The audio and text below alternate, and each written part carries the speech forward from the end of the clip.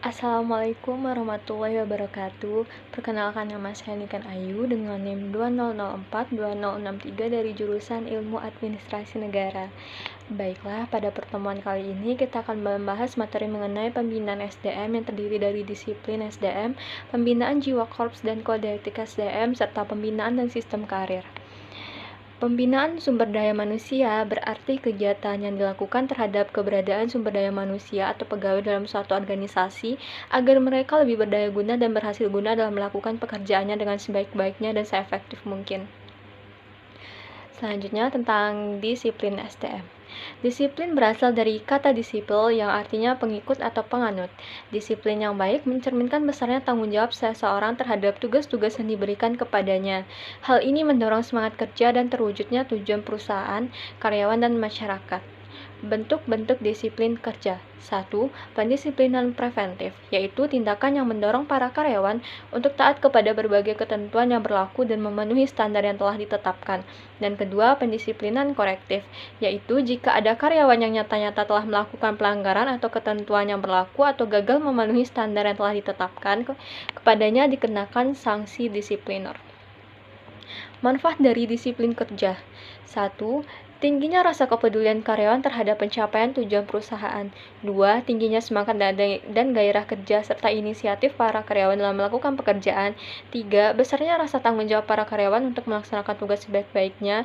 4. Berkembangnya rasa memiliki dan rasa solidaritas yang tinggi di kalangan karyawan. Dan yang kelima, meningkatkan efisiensi dan produktivitas kerja para karyawan. Selanjutnya, pembinaan jiwa korps PNS. Berdasarkan Peraturan Pemerintah Nomor 42 Tahun 2004, yang dimaksud dengan jiwa korps PNS adalah rasa kesatuan dan persatuan, kebersamaan, kerjasama, tanggung jawab, dedikasi, disiplin, kreativitas, kebanggaan, dan rasa memiliki organisasi PNS dalam NKRI. Ruang lingkup pembinaan jiwa korps PNS mencakup 1. Peningkatan etos kerja dalam rangka mendukung produktivitas kerja dan profesionalitas PNS. 2. Partisipasi dalam penyusunan kebijakan pemerintah yang terkait dengan PNS. 3. Peningkatan kerja sama antara PNS untuk memelihara dan memupuk kesetiakawanan dalam rangka meningkatkan jiwa korps PNS. Dan 4. Perlindungan terhadap hak-hak sipil atau kepentingan PNS sesuai dengan peraturan perundang-undangan yang berlaku dengan tetap mengedepankan kepentingan rakyat, bangsa, serta negara. Kode etik PNS. Kode etik PNS adalah pedoman sikap, tingkah laku, dan perbuatan PNS di dalam melaksanakan tugasnya dan pergaulan hidup sehari-hari. Etika dalam bernegara meliputi melaksanakan sepenuhnya Pancasila dan Undang-Undang Dasar 1945, 2. Mengangkat harkat dan martabat bangsa dan negara, 3. Menjadi perekat dan pemersatu bangsa dalam NKRI, 4. Menaati semua peraturan perundang-undangan yang berlaku dalam melaksanakan tugas, 5. Akuntabel dalam melaksanakan tugas penyelenggaraan pemerintahan yang bersih dan berwibawa, serta tanggap, terbuka, jujur, dan akurat, serta tepat waktu dalam melaksanakan setiap kebijakan dan program pemerintah, menggunakan atau memanfaatkan semua sumber daya negara secara efisien. Penegakan kode etik. Berdasarkan PP Nomor 42 Tahun 2004, pelanggaran kode etik adalah segala bentuk ucapan, tulisan, atau perbuatan PNS yang bertentangan dengan butir-butir jiwa korps dan kode etik. PNS yang melakukan pelanggaran kode etik dikenakan sanksi moral.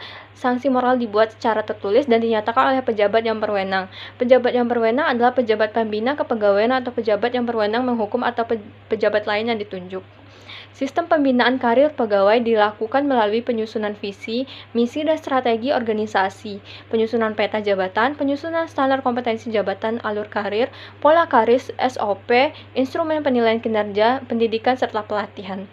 Pembinaan pegawai negeri sipil adalah setiap upaya yang dilakukan oleh instansi terhadap seluruh pegawai, baik yang memangku jabatan struktural maupun fungsional, agar dapat melaksanakan tugasnya sesuai dengan harapan instansi. Keuntungan sistem karir adalah bahwa masa kerja, kesetiaan, dan pengabdian kepada negara, pemerintah, dan tugas kewajibannya mendapat penghargaan yang selayaknya. Selain dari itu, dalam sistem karir, seseorang dapat naik pangkat dan jabatan berdasarkan masa kerja. Sudah tentu dengan memperhatikan kecakapan, prestasi kerja, dan kesetiaan. Baiklah, sekian materi yang dapat saya sampaikan pada pertemuan kali ini. Terlebih dan terkurangnya mohon dimaafkan. Wabillahi taufik wal hidayah. Assalamualaikum warahmatullahi wabarakatuh.